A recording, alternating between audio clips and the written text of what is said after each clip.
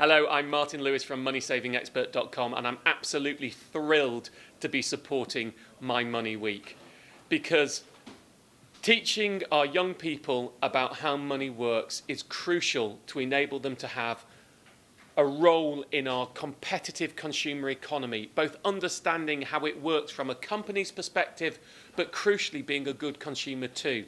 Because being good with money can make your life easier, and being bad impacts far more than people think. Can you keep a roof over your head?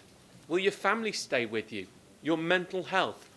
All of those things are impacted by poor financial decisions. Now, of course, we can't sit in our schools and tell children everything that they're going to go through in the next 50 years. But the most important thing we can do in financial education is teach them to ask the right questions, even if we don't give them the answers, knowing that there are questions, knowing that when you're about to get car insurance, you don't just go to the company who's advertising, you see who's the best out there, thinking about your future. How are you going to live when you don't work, when you retire and get a pension? How does student finance work? What's the cheapest mobile phone bill? The mathematical complexities of working that one out alone is fantastic.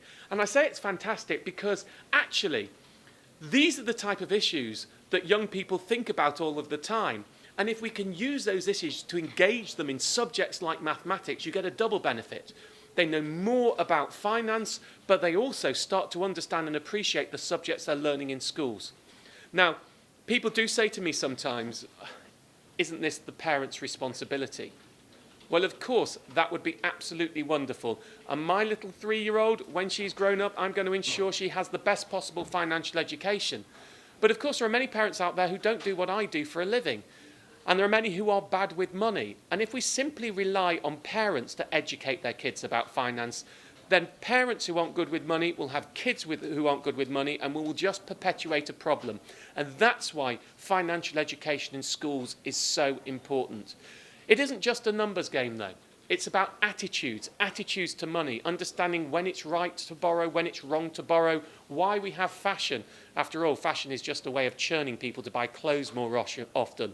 These are everyday parts of all of our lives. And if we can get the kids to grip hold of it and start to see that this is fascinating, interesting, and empowering, because learning about money starts to make a difference to your life, then we're starting to have a much better society and a more equal society going forward.